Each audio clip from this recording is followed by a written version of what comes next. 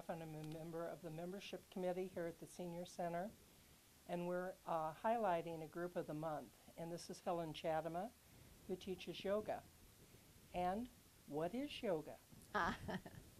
What is yoga? Goodness me. Yoga, the word yoga means union, uniting of the body and the mind. And then when that begins to take effect, then we add uniting that with your spirit, your internal energy and your perspective on life.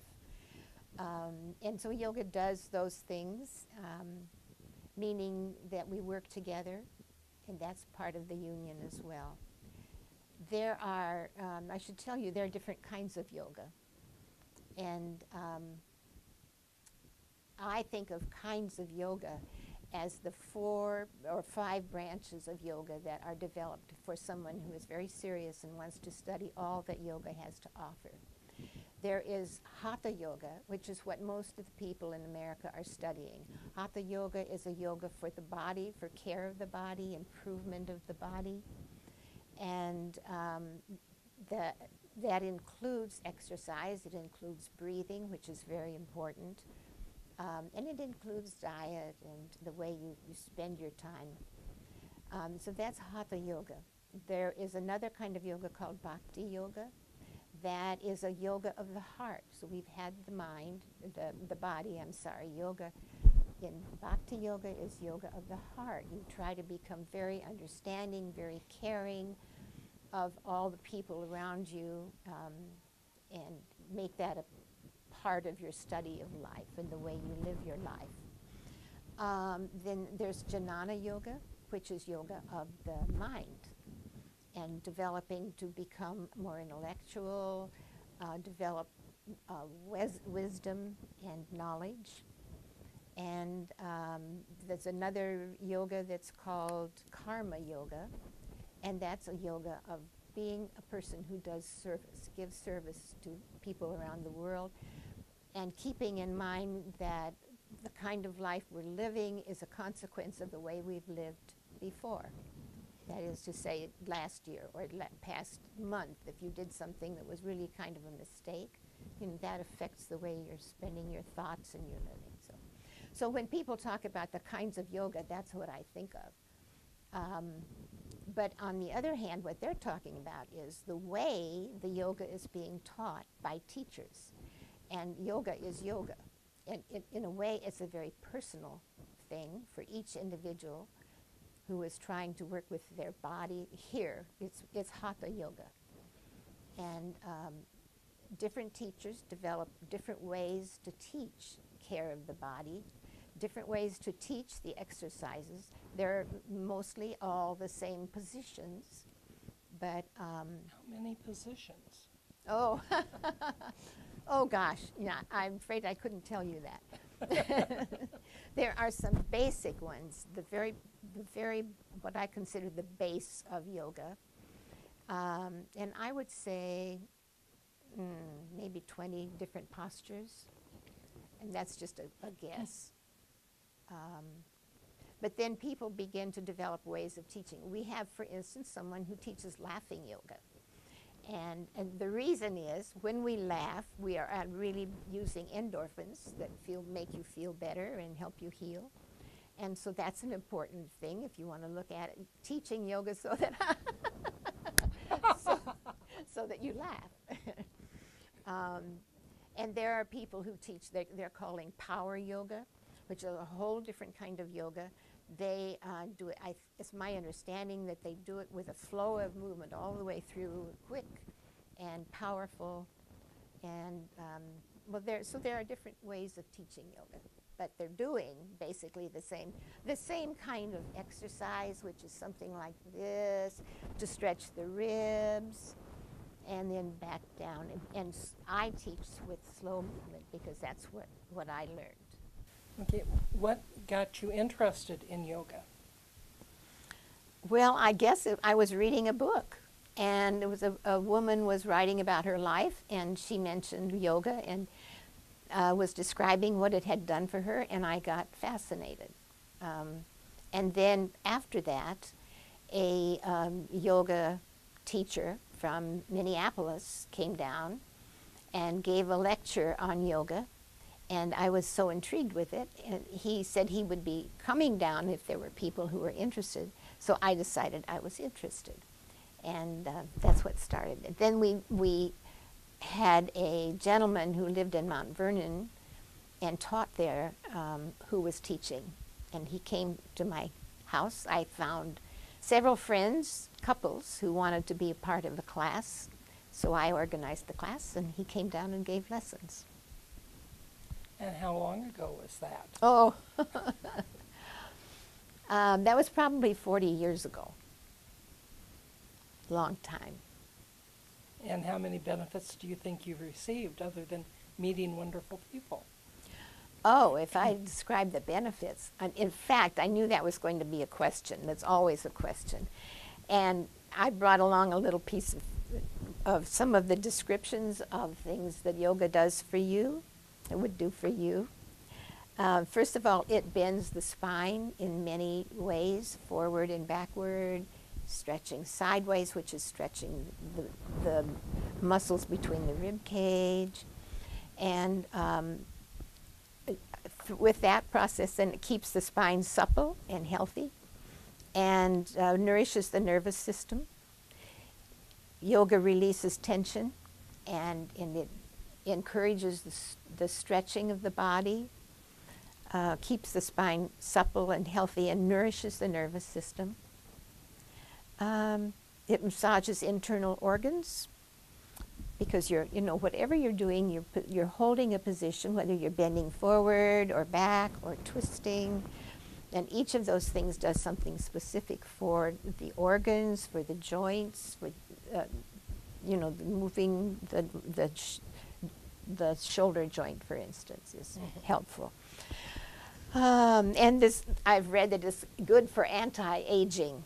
Well, we're all here for. That's for sure. And it reduces the sagging of parts of our body because they're getting strengthened. Flexibility and strength of muscles and range of motions in joints are increased. Better circulation of blood and lymph throughout the body, so it improves the blood supply and the lymph. And then there was a doctor who made a little list of things that he feels that yoga does. Renewed energy, improved circulation, it relieves chronic illness, reduces stress, improves posture, improves bone density, increases emotional balance. And on top of that, I happen to know that it helps blood pressure, it helps reduce the blood, bring it down. Does it work with your mind? Oh yes, that's part of it. Yoga, actually, the Hatha yoga that I'm teaching and that most everybody in America is teaching, includes, because it's the care of the body and the mind, we want to be able to have that union. Meditation is included as a part of the study. And breathing? Breathing is, breathing is very important. I consider it that really as important as the postures that we take. And maybe I should explain that we do the postures, holding them in order to stretch the muscles, to stretch the parts of the body that could be crunching up. So anyway, I'm lost. How long have you been teaching here at the Senior Center?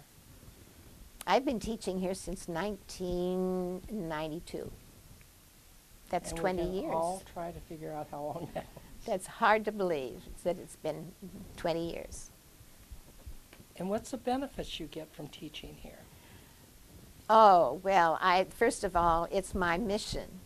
I want to Okay. do something in life that's giving to other people that they otherwise might not have advantage of having. And I feel that yoga does that. And I watch them when they come in, and then I watch them as they're leaving, and their faces are so relaxed. And I even told them they look more graceful when they move now. And I know they feel better because of yoga. They get stronger.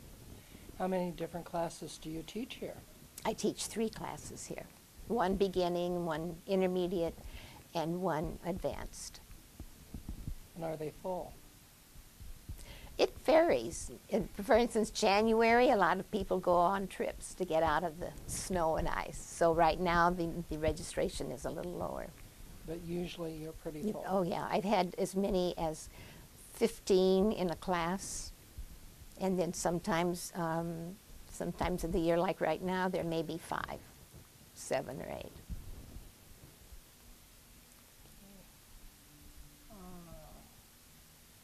I'm losing my train of thought. You're doing well.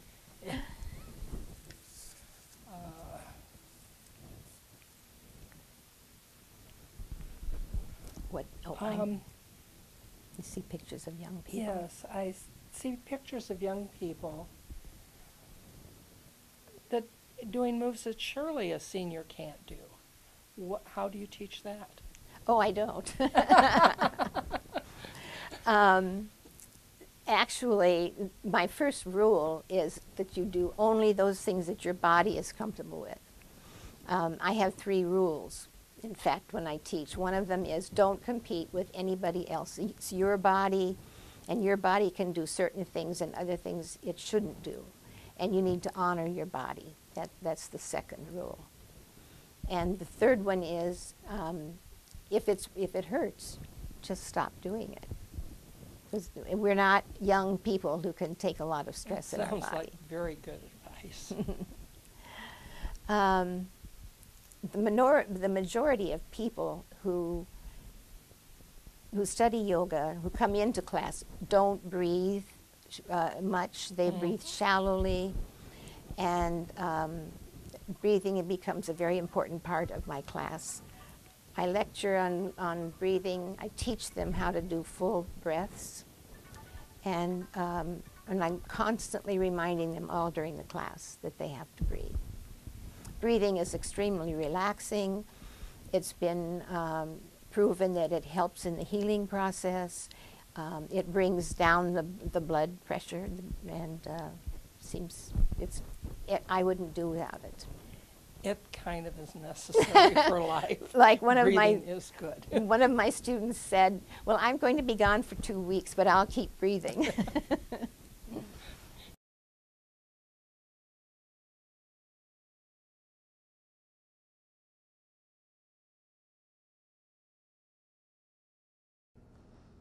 Breathe. Shoulders down, chest up, close your eyes and balance. Just like that. And continue breathing.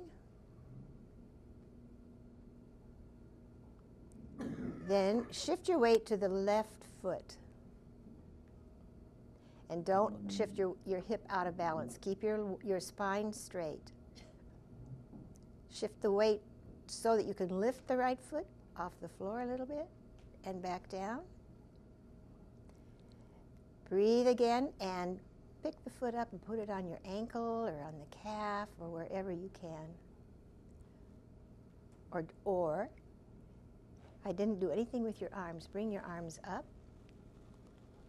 Take a breath. Good for you, Gay. And pick up the foot. And if you want to leave the toe on the floor, and then just take the toe off to test yourself. Very hard to do it on these mats. It's very hard for me to do it, period. All right. Practice this one at home. It's very simple. And it's really important that we keep some sense of balance. As we get older, it's easy to lose that. All right. Let's do the thigh strengthener. Hands on your hips. Breathe. And bend. Exhale. And straighten. Breathe. Exhale. Bend. Right. Very good. Now, nobody's leaning forward anymore. Straight. Exhale. Let me hear you sigh, the ha. That's a release of tension. Breathe. Good. And once more, breathe.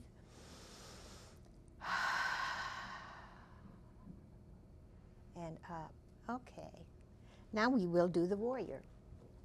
Spread your legs as far as you can if you want to get a good stretch. Then turn the right leg from the hip. Turn it out, but be sure that the pelvis stays straight front. Good. Now bring the arms up. Inhale. Just floor, parallel to the floor. Right. And then bend the knee and turn. You might look down and be sure that the knee isn't over the toe. You want it over the instep or the heel to support your weight. Otherwise, the knee takes it. Now, shoulders back, chest up, and just shooting your energy right out the fingers just like a warrior. Good. Good. It's kind of nice to have a mirror. It is, isn't it? Correct. And straighten. All right, turn this foot back in and turn this leg out. Straighten the pelvis front. Lift the arms and lift the chest. Down with the shoulder blade, the shoulders, and bend. And be sure that your knee is positioned right. And breathe. Turn your head to the left.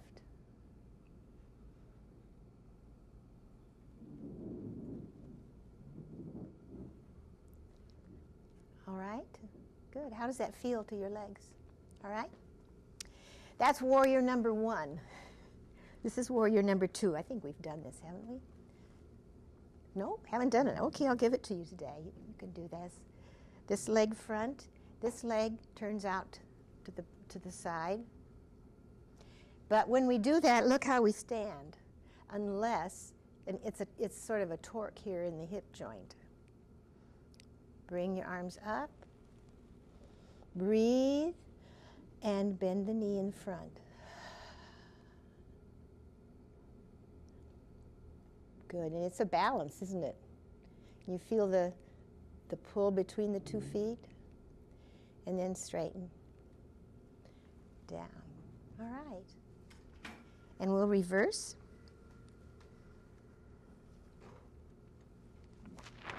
And again, bring this front.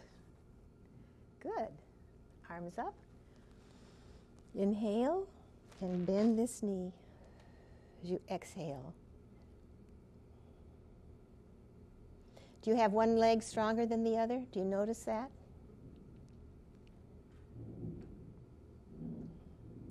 And straighten. Good. Arms up. And stretch your legs apart. Lean to the right. And straighten. Lean to the left. And straighten. Then around. And up. Breathe. Stretch your arms way up for a moment. Good. And then down the other way.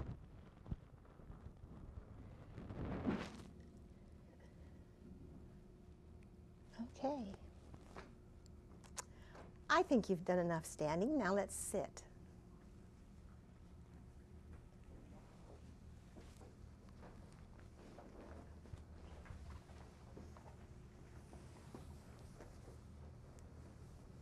Feet together. And my usual sermon, don't sit like this. Rock forward on the pelvic bone, which is curved. And feel like you're pulling the top of that bone in between your legs. And stretch your spine up. Don't do this. Keep the back of the neck long. Good. Looks very nice. Now let's just close your eyes and breathe in and stay there. Feel it and exhale. Stay there. Then breathe again. And as you exhale, roll back on the sits bone. Pull the abdomen in to kind of push your back, the middle of your back behind. Then come forward. Stretch up again. And remember this feeling when you sit down in a soft chair. Exhale and roll back again the way we like to do. And the diaphragm can't move. Then roll forward. And there's plenty of room for the diaphragm to move now, and you can get a good breath. Breathe. As we exhale, pull up your knees.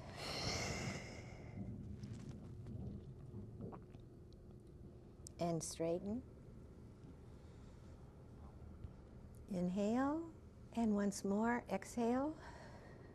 Pull the knees together. And straighten. Good. Bring your feet forward.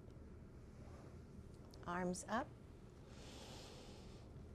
And stretch forward. Let your hands come where they will.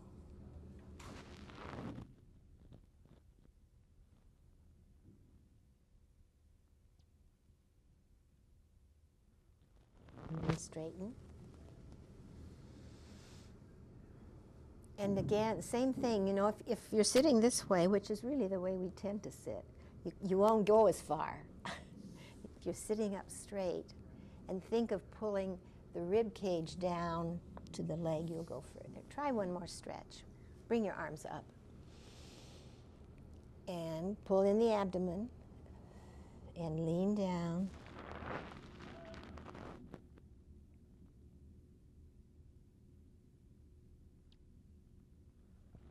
And straighten. Okay. Spread our legs. And we'll get a diagonal stretch here. Bring the hands to the thigh. And you can turn, face the thigh. Breathe in and lean forward.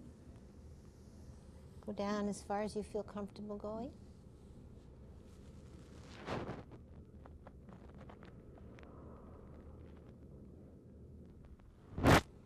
And then straighten.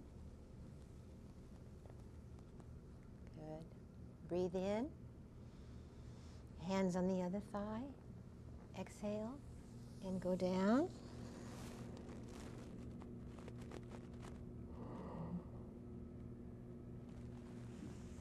And straighten. Good. And with this right leg straight, cross the left foot over, and you know this routine. Then the right arm comes around and pulls that leg into your belly, and the shoulder goes back. And the hand should be fairly close to your body so that you're not leaning like this. So you're sitting very straight. Show you the difference this way or like this.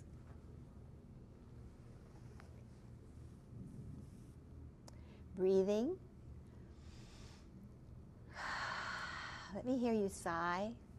Aha. It's called a ha breath. Inhale again. Good. And relax. Then bring the other foot over. Left arm around. Right shoulder back. And breathe.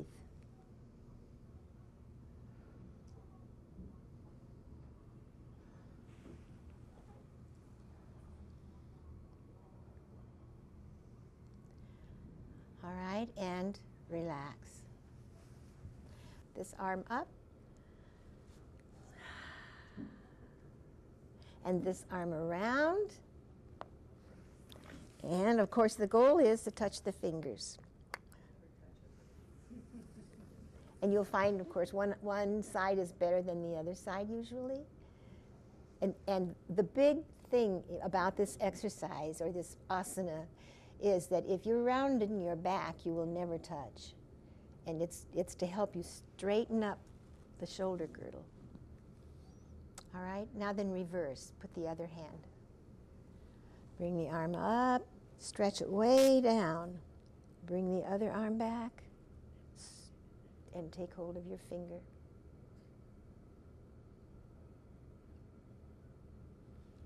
Very close. I can see in the back of the mirrors. You're very close. Well, all right, I think we can lie down, and we'll do our breathing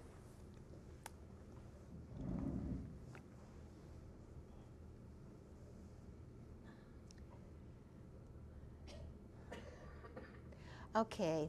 Caught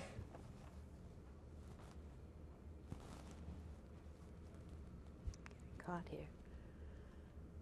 With your hands on your navel, you're going to let the navel expand. And remember, the diaphragm is up here, and if you make room, it'll move down. And the making room is moving your belly out. So inhale and expand the belly and feel that you're breathing deeply down there, getting air in the bottom of the lungs. And then exhale and push the belly in. And I'll count to 3, and then hold for 6 counts when you've inhaled. Inhale 1, 2, 3, and hold 2, 3, 4, 5, 6, and exhale.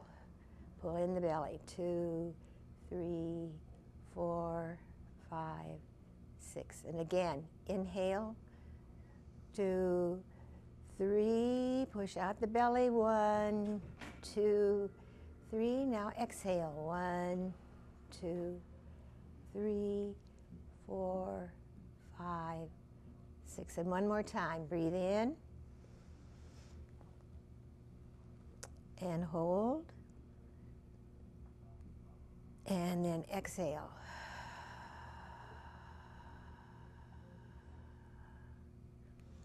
Okay, now if you want to, you can put your hands on your rib cage and feel the rib cage expand as you breathe, to let the muscles between the ribs stretch. And when you do this, practice this regularly, you will find you begin to take deeper breaths because your ribs will stretch.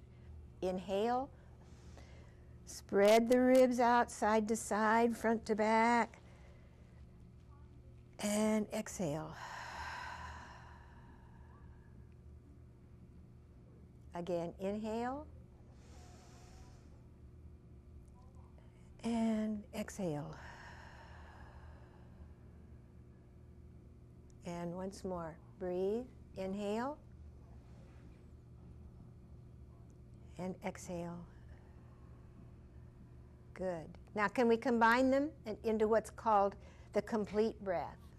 So start with the belly, 3 counts, 1, expand, 2, 3, and go on up and expand the rib cage. 4, 5, 6, and then exhale.